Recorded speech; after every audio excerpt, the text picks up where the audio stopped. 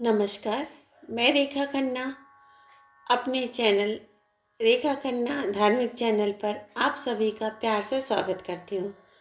आज मैं हिंदी में कवच अर्गला कीलक का पाठ कर रही हूँ। आप भी इसे सुने। नहीं पढ़ पाते हैं तो इसको सुनने से भी उतना ही लाभ मिलेगा। तो चलिए प्रारंभ करती हूँ। हिंदी में कवच। अथ दिव्या कवचम। ओम चंडिका देवी को नमस्कार है। मार्कंडे जी ने कहा, पितामह, जो इस संसार में परम गोपनीय तथा मनुष्यों की सब प्रकार से रक्षा करने वाला है और जो अब तक आपने दूसरे किसी के सामने प्रकट नहीं किया हो, ऐसा कोई साधन मुझे बताइए। ब्रह्मा जी बोले, ब्राह्मण, ऐसा साधन तो एक देवी का कवच ही है, जो गोपनीय से भी परम गोपनीय, पवित्र तथा संपूर्ण प्राणियों का उपकार करने वाला है। महामुने, उसे श्रवण करो। देवी की 9 मूर्तियां हैं, जिन्हें नव दुर्गा कहते हैं। उनके पृथक पृथक नाम बतलाए जाते हैं। प्रथम नाम शैलपुत्री है, दूसरी मूर्ति का नाम ब्रह्मचारिणी है, तीसरा स्वरूप चंद्रघंटा के नाम से प्रसिद्ध है, चौथी मूर्ति को कोसमांडा कहते हैं, पांचवी दुर्गा का नाम स्कंद माता है, देवी के छठे रूप को कात्यायनी कहते हैं, सातवां कालरात्रि और आठवां स्वरूप महागौरी के नाम से प्रसिद्ध है, नवीं दुर्गा का नाम सिद्धिदात्री है। ये सब नाम सर्वज्ञ महात्मा वेद भगवान के द्वारा ही प्रतिपादित हुए हैं। जो मनुष्य अग्नि में जल रहा हो, रणभूमि में शत्रुओं से घिर गया हो, विषम संकट में फंस गया हो तथा इस प्रकार भय से आतुर होकर जो भगवती दुर्गा की शरण में प्राप्त हुए हों, उनका कभी कोई अमंगल नहीं होता। युद्ध के समय संकट में पड़ने पर भी उनके ऊपर कोई विपत्ति नहीं दिखाई देती। उन्हें शोक, दुख और भय की प्राप्ति नहीं होती। जिन्होंने भक्तिपूर्वक देवी का स्मरण किया है, उनका निश्चय ही अभ्युदय होता है। देवेश्वरी, जो तुम्हारा चिंतन करते हैं, उनकी तुम निसंदेह रक्षा करती हो। चामुंडा देवी प्रेत पर आरूढ़ होती हैं, वाराही भैंसी पर सवारी करती हैं, ऐन्द्री का वाहन ऐरावत हाथी है, वैष्णवी देवी गरुड़ पर ही आसन जमाती हैं, माहेश्वरी वृषभ पर आरूढ़ होती हैं, कौमारी का वाहन मयूर है। भगवान विष्णु की प्रियतमा लक्ष्मी देवी कमल के आसन पर विराजमान है और हाथों में कमल धारण किए हुए हैं। वृषभ पर आरूढ़ ईश्वरी देवी ने श्वेत रूप धारण कर रखा है। ब्राह्मी देवी हंस पर बैठी हुई हैं और सब प्रकार के आभूषणों से विभूषित हैं।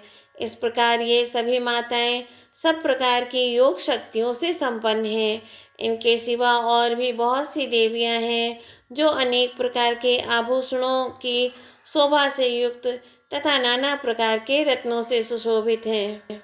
ये संपूर्ण देवियां क्रोध में भरी हुई हैं और भक्तों की रक्षा के लिए रथ पर बैठी दिखाई देती हैं। ये शंख, चक्र, गदा, शक्ति, हल और मुसल, खेटक और तोमर, परशु तथा पाश, कुंत और त्रिशूल एवं उत्तम सार्ग धनुष आदि अस्त्र शस्त्र अपने हाथों में धारण करती हैं। दैत्यों के शरीर का नाश करना, भक्तों को अभय दान देना और देवताओं का कल्याण करना, यही उनके शस्त्र धारण का उद्देश्य है। कवच आरंभ करने के पहले इस प्रकार प्रार्थना करनी चाहिए। महान रौद्र रूप, अत्यंत घोर पराक्रम, महाबल और महान उत्साह वाली देवी, तुम महान भय का नाश करने वाली हो, तुम्हें नमस्कार है। तुम्हारी ओर देखना भी कठिन है। शत्रुओं का भय बढ़ाने वाली जगदम्बिके, मेरी रक्षा करो। पूर्व दिशा में ऐन्द्री इंद्र शक्ति मेरी रक्षा करे। अग्निकोण में अग्नि शक्ति, दक्षिण दिशा में वाराही तथा नैऋत्य कोण में खड्ग धारणी मेरी रक्षा करें। पश्चिम दिशा में वारुणी और वायव्य कोण में मृग पर सवारी करने वाली देवी मेरी रक्षा करें। उत्तर दिशा में कौमारी और ईशान कोण में शूल धारणी देवी रक्षा करें। ब्रह्माणी तुम ऊपर की ओर से मेरी रक्षा करो और वैष्णवी देवी नीचे की ओर से मेरी रक्षा करें। इसी प्रकार शव को अपना वाहन बनाने वाली चामुंडा देवी दसों दिशाओं में मेरी रक्षा करें। जया आगे से और विजया पीछे की ओर से मेरी रक्षा करें। वाम भाग में अजिता और दक्षिण भाग में अपराजिता रक्षा करें। उद्योतनी शिखा की रक्षा करें। उमा मेरे मस्तक पर विराजमान होकर रक्षा करें। ललाट में माला धरी रक्षा करें और यशस्विनी देवी मेरी भौं का संरक्षण करें। भौं के मध्य भाग में त्रिनेत्रा और नथुनों की यम घंटा देवी रक्षा करें। दोनों नेत्रों के मध्य भाग में शंखनी और कानों में द्वारवासिनी रक्षा करें। कालिका देवी कपोलों की तथा भगवती शांकरी कानों के मूल भाग की रक्षा करें। नासिका में सुगंधा और ऊपर के होठ में चर्चिका देवी रक्षा करें। नीचे के होठ में अमृतकला तथा जिह्वा में सरस्वती देवी रक्षा करें। कौमारी दांतों की और चंडिका कंठ प्रदेश की रक्षा करें। चित्रघंटा गले की घाटी की और महामाया तालु में रहकर रक्षा करें। कामाक्षी ठोडी की और सर्वमंगला मेरी वाणी की रक्षा करें। भद्रकाली ग्रीवा में और धनुर्धरी पृष्ठवंश मेरुदंड में रहकर रक्षा करें। कंठ के बाहरी भाग में नीलग्रीवा और कंठ की नली में नलकुबरी रक्षा करें। दोनों कंधों में खड्गनी और मेरी दोनों भुजाओं की वज्रधारणी रक्षा करें। दोनों हाथों में दंडनी और अंगुलियों में अंबिका रक्षा करें। शूलेश्वरी नखों की रक्षा करें। कुलेश्वरी कुक्षी पेट में रहकर रक्षा करें। महादेवी दोनों स्तनों की और शोक विनाशिनी देवी मन की रक्षा करें। ललिता देवी हृदय में और शूलधारणी उदर में रहकर रक्षा करें। नाभि में कामिनी और गुह भाग की गुहेश्वरी रक्षा करें। पूतना और कामिका लिंग की और महिषवाहिनी गुदा की रक्षा करें। भगवती कटी भाग में और विंध्यवासिनी घुटनों की रक्षा करें। संपूर्ण कामनाओं को देने वाली महाबला देवी दोनों पिंडलियों की रक्षा करें। नारसिंगी दोनों घुट्टियों की और तेजसी दोनों चरणों के पृष्ठ भाग की रक्षा करें। श्रीदेवी पैरों की उंगलियों में और तलवासिनी पैरों के तलुओं में रहकर रक्षा करें। अपनी दाढ़ों के कारण भयंकर दिखाई देने वाले दंष्टा कराली देवी नखों की और ऊर्ध्वकेशनी देवी केशों की रक्षा करें। रोमावलियों के छिद्रों में कौबेरी और त्वचा की वागीश्वरी देवी रक्षा करें। पार्वती देवी रक्त मज्जा वसा मांस हड्डी और मेद की रक्षा करें। आंतों की कालरात्रि और पित्त की मुक्तेश्वरी रक्षा करें। मूलाधार आदि कमल कोशों में पद्मावती देवी और कफ में चूड़ामणि देवी स्थित होकर रक्षा करें। नख के तेज की ज्वालामुखी रक्षा करें। जिसका किसी भी अस्त्र से भेदन नहीं हो सकता, वह अभेद्या देवी शरीर की समस्त संधियों में रहकर रक्षा करें। ब्रह्माणी आप मेरे वीर की रक्षा करें। छत्रेश्वरी छाया की तथा धर्म धारणी देवी मेरे अहंकार मन और बुद्धि की रक्षा करें। हाथ में वज्र धारण करने वाली वज्रहस्ता देवी मेरे प्राण अपान व्यान उदान और समान वायु की रक्षा करें। कल्याण से शोभित होने वाली भगवती कल्याण शोभना मेरे प्राण की रक्षा करें। रस रूप गंध शब्द और स्पर्श इन विषयों का अनुभव करते समय योगिनी देवी रक्षा करें तथा सत्वगुण रजोगुण और तमोगुण की रक्षा सदा नारायणी देवी करें। वाराही आयु की रक्षा करें। वैष्णवी धर्म की रक्षा करें तथा चक्रिणी चक्र धारण करने वाली देवी यश कीर्ति लक्ष्मी धन तथा विद्या की रक्षा करें। इंद्राणी आप मेरे गोत्र की रक्षा करें। चंडिके तुम मेरे पशुओं की रक्षा करो। महालक्ष्मी पुत्रों की रक्षा करें तथा भैरवी पत्नी की रक्षा करें। मेरे पथ की सुपथा तथा मार्ग की क्षेमकरी रक्षा करें। राजा के दरबार में महालक्ष्मी रक्षा करें तथा सब ओर व्याप्त रहने वाली विजया देवी संपूर्ण भयों से मेरी रक्षा करें। देवी, जो स्थान कवच में नहीं कहा गया है अतएव रक्षा से रहित है, वह सब तुम्हारे द्वारा सुरक्षित हो, क्योंकि तुम विजयशालिनी और पापनाशनी हो। यदि अपने शरीर का भला चाहे तो मनुष्य बिना कवच के कहीं एक पग भी न जाए, कवच का पाठ करके ही यात्रा करे। कवच के द्वारा सब ओर से सुरक्षित मनुष्य जहाँ जहाँ भी जाता है वहाँ वहाँ उसे धन लाभ होता है तथा संपूर्ण कामनाओं की सिद्धि करने वाली विजय की प्राप्ति होती है। वह जिस जिस अभीष्ट वस्तु का चिंतन करता है उसको निश्चय ही प्राप्त कर लेता है। वह पुरुष इस पृथ्वी पर तुलना रहित महान ऐश्वर्य का भागी होता है। कवच से सुरक्षित मनुष्य निर्भय हो जाता है, युद्ध में उसकी पराजय नहीं होती तथा वह तीनों लोकों में पूजनीय होता है। देवी का यह कवच देवताओं के लिए भी दुर्लभ है। जो प्रतिदिन नियम पूर्वक तीनों संध्याओं के समय श्रद्धा के साथ इसका पाठ करता है उसे दैवी कला प्राप्त होती है तथा वह तीनों लोकों में कहीं भी पराजित नहीं होता। इतना ही नहीं, वह अपमृत्यु से रहित हो 100 से भी अधिक वर्षों तक जीवित रहता है। मकड़ी, चेचक और कोढ़ आदि उसकी संपूर्ण व्याधियां नष्ट हो जाती हैं। कनेर, भांग, अफीम, धतूरे आदि का स्थावर विष, सांप और बिच्छू आदि के काटने से चढ़ा हुआ जंगम विष तथा अहिफेन और तेल के संयोग आदि से बनने वाला कृत्रिम विष, ये सभी प्रकार के विष दूर हो जाते हैं, उनका कोई असर नहीं होता। इस पृथ्वी पर मारण, मोहन आदि जितने आभिचारिक प्रयोग होते हैं तथा इस प्रकार के जितने मंत्र यंत्र होते हैं, वे सब इस कवच को हृदय में धारण कर लेने पर उस मनुष्य को देखते ही नष्ट हो जाते हैं।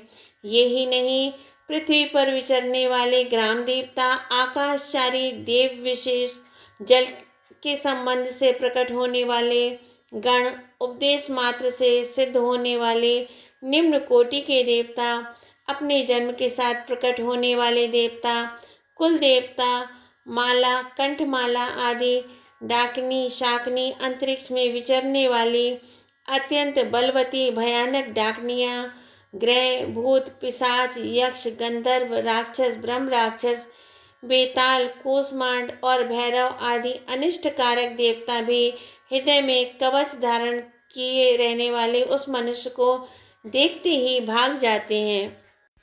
कवचधारी पुरुष को राजा से सम्मान वृद्धि प्राप्त होती है। यह कवच मनुष्य के तेज की वृद्धि करने वाला और उत्तम है।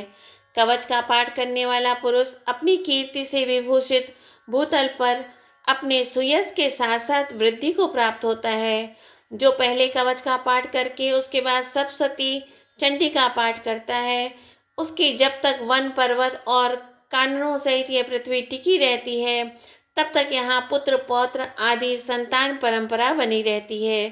फिर देह का अंत होने पर वह पुरुष भगवती महामाया के प्रसाद से उस नित्य परम पद को प्राप्त होता है जो देवताओं के लिए भी दुर्लभ है। वह सुंदर दिव्य रूप धारण करता है और कल्याण में शिव के साथ आनंद का भागी होता है। इस प्रकार देवी कवच पूरा हुआ। ओम नमो भगवती वासुदेवाय। और अब अगला स्तोत्र हिंदी में। ओम चंडिका देवी को नमस्कार है। मार्कंडे जी कहते हैं, जयंती, मंगला, काली, भद्र काली, कपालिनी, दुर्गा, क्षमा, शिवा, धात्री, स्वाहा और स्वधा, इन नामों से प्रसिद्ध जगदम्बिके, तुम्हें मेरा नमस्कार हो। देवी चामुंडे, तुम्हारी जय हो। संपूर्ण प्राणियों की पीड़ा हरने वाली देवी, तुम्हारी जय हो।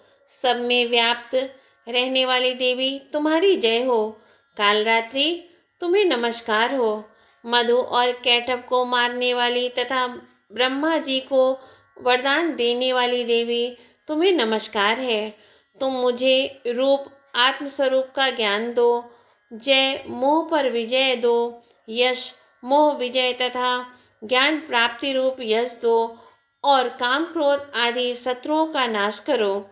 महिषासुर का नाश करने वाली तथा भक्तों को सुख देने वाली देवी, तुम्हें नमस्कार है। तुम रूप दो, जय दो, यश दो और काम क्रोध आदि शत्रुओं का नाश करो। रक्त बीज का वध और चंड मुंड का विनाश करने वाली देवी, तुम रूप दो, जय दो, यश दो और काम क्रोध आदि शत्रुओं का नाश करो। शुंभ और निशुंभ तथा धूम्रलोचन का मर्दन करने वाली देवी, तुम रूप दो, जय दो, यश दो और काम क्रोध आदि शत्रुओं का नाश करो। सबके द्वारा वंदित युगल चरणों वाली तथा संपूर्ण सौभाग्य प्रदान करने वाली देवी, तुम रूप दो, जय दो, यश दो और काम क्रोध आदि शत्रुओं का नाश करो। देवी, तुम्हारे रूप और चरित्र अचिंत्य हैं। तुम समस्त शत्रुओं का नाश करने वाली हो। रूप दो, जय दो, यश दो और काम क्रोध आदि शत्रुओं का नाश करो। पापों को दूर करने वाली चंडिके, जो भक्ति पूर्वक तुम्हारे चरणों में सर्वदा मस्तक झुकाते हैं, उन्हें रूप दो, जय दो, यश दो और उनके काम क्रोध आदि शत्रुओं का नाश करो। रोगों को नाश करने वाली चंडिके, जो भक्ति पूर्वक तुम्हारी स्तुति करते हैं, उन्हें रूप दो, जय दो, यश दो और उनके काम क्रोध आदि शत्रुओं का नाश करो। चंडिके, इस संसार में जो भक्ति पूर्वक तुम्हारी पूजा करते हैं, उन्हें रूप दो, जय दो, यश दो और उनके काम क्रोध आदि शत्रुओं का नाश करो।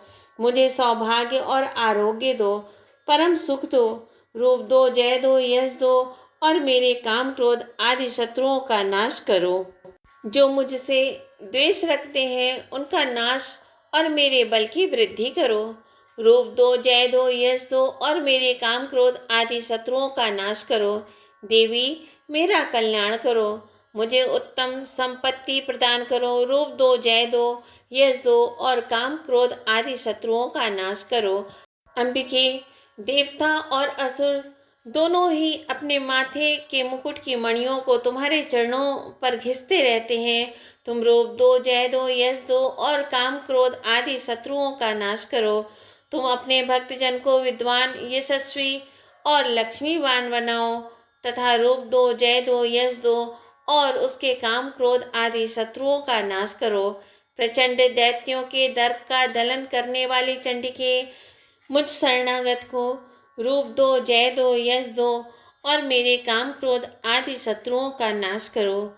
चतुर्मुख ब्रह्मा जी के द्वारा प्रशंसित चार भुजा धारणी परमेश्वरी, तुम रूप दो, जय दो, यश दो और काम क्रोध आदि शत्रुओं का नाश करो। देवी अंबिके, भगवान विष्णु नित्य निरंतर भक्ति पूर्वक तुम्हारी स्तुति करते रहते हैं। तुम रूप दो, जय दो, यश दो और काम क्रोध आदि शत्रुओं का नाश करो। हिमालय कन्या पार्वती के पति महादेव जी के द्वारा प्रशंसित होने वाली परमेश्वरी, तुम रूप दो, जय दो, यश दो और काम क्रोध आदि शत्रुओं का नाश करो। सचिपति इंद्र के द्वारा सद्भाव से पूजित होने वाली परमेश्वरी, तुम रूप दो, जय दो, यश दो और काम क्रोध आदि शत्रुओं का नाश करो। प्रचंड भुजदंडों वाले दैत्यों का घमंड चूर करने वाली देवी, तुम रूप दो, जय दो, यश दो और काम क्रोध आदि शत्रुओं का नाश करो। देवी अंबिके, तुम अपने भक्तजनों को सदा असीम आनंद प्रदान करती रहती हो। मुझे रूप दो, जय दो, यश दो और मेरे काम क्रोध आदि शत्रुओं का नाश करो। मन की इच्छा के अनुसार चलने वाली मनोहर पत्नी प्रदान करो, जो दुर्गम संसार सागर से तारने वाली तथा उत्तम कुल में उत्पन्न हुई हो। जो मनुष्य इस स्तोत्र का पाठ करके सप्तसती रूपी महास्त्रोत का पाठ करता है, वह सप्तसती की जप संख्या से मिलने वाले श्रेष्ठ फल को प्राप्त होता है। साथ ही वह प्रचुर संपत्ति भी प्राप्त कर लेता है। इस प्रकार अगला स्तोत्र पूरा हुआ। ओम नमो भगवते वासुदेवाय। अथ कीलकम। और अब कीलक का पाठ हिंदी में। ओम चंडिका देवी को नमस्कार है। श्री मार्कंडे जी कहते हैं, विशुद्ध ज्ञान ही जिनका शरीर है, तीनों वेद ही जिनके तीन दिव्य नेत्र हैं, जो कल्याण प्राप्ति के हेतु हैं तथा अपने मस्तक पर अर्धचंद्र का मुकुट धारण करते हैं, उन भगवान शिव को नमस्कार है। मंत्रों का जो अभिकीलक है, अर्थात मंत्रों की सिद्धि में विघ्न उपस्थित करने वाले शाप रूपी कीलक का जो निवारण करने वाले हैं, उस सप्तशती स्तोत्र को संपूर्ण रूप से जानना चाहिए और जानकर उसकी उपासना करनी चाहिए। यद्यपि सप्तशती के अतिरिक्त अन्य मंत्रों के जप में भी जो निरंतर लगा रहता है, वह भी कल्याण का भागी होता है। उसके भी उच्चाटन आदि कर्म सिद्ध होते हैं तथा उसे भी समस्त दुर्लभ वस्तुओं की प्राप्ति हो जाती है। तथापि जो अन्य मंत्रों का जप न करके केवल इस सप्तशती नामक स्तोत्र से ही देवी की स्तुति करते हैं, उन्हें स्तुति मात्र से ही सच्चिदानंद स्वरूपिणी देवी सिद्ध हो जाती हैं। उन्हें अपने कार्य की सिद्धि के लिए मंत्र, औषधि तथा अन्य किसी साधन के उपयोग की आवश्यकता नहीं रहती। बिना जप के ही उनके उच्चाटन आदि समस्त अभिचारिक कर्म सिद्ध हो जाते हैं। इतना ही नहीं, उनकी संपूर्ण अभीष्ट वस्तुएं भी सिद्ध होती हैं। लोगों के मन में यह शंका थी कि जब केवल सप्तशती की उपासना से अथवा सप्तशती को छोड़कर अन्य मंत्रों की उपासना से भी समान रूप से सब कार्य सिद्ध होते हैं, तब इनमें श्रेष्ठ कौन सा साधन है। लोगों की इस शंका को सामने रखकर भगवान शंकर ने अपने पास आए हुए जिज्ञासुओं को समझाया कि यह सप्तशती नामक संपूर्ण स्तोत्र ही सर्वश्रेष्ठ एवं कल्याणमय है। तदंतर भगवती चंडिका के सप्तशती नामक स्तोत्र को महादेव जी ने गुप्त कर दिया। सप्तशती के पाठ से जो पुण्य प्राप्त होता है, उसकी कभी समाप्ति नहीं होती, किंतु अन्य मंत्रों के जप जन्य पुण्य की समाप्ति हो जाती है। अतः भगवान शिव ने अन्य मंत्रों की अपेक्षा जो सप्तशती की ही श्रेष्ठता का निर्णय किया, उसे यथार्थ ही जानना चाहिए। अन्य मंत्रों का जप करने वाला पुरुष भी यदि सप्तशती के स्तोत्र और जप का अनुष्ठान कर ले, तो वह भी पूर्ण रूप से ही कल्याण का भागी होता है। इसमें तनिक भी संदेह नहीं है।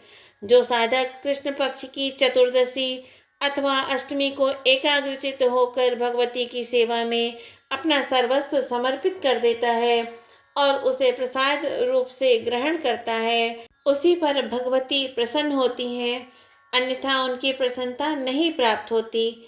इस प्रकार सिद्धि के प्रतिबंधक रूप कील के द्वारा महादेव जी ने इस स्तोत्र को कीलित कर रखा है।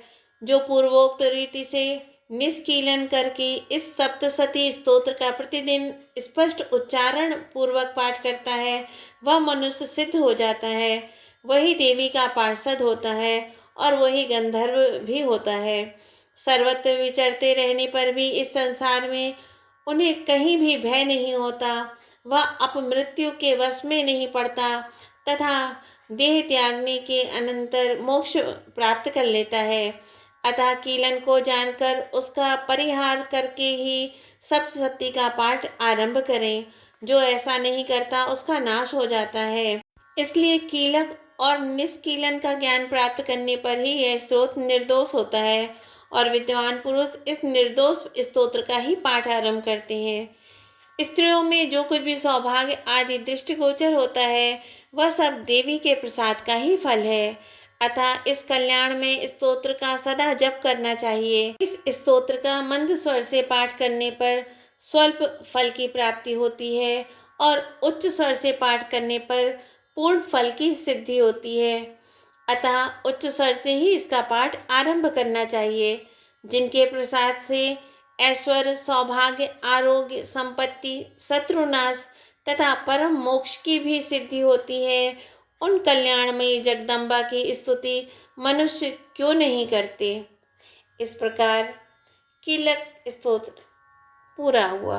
ओम नमो भगवती वासुदेवाय।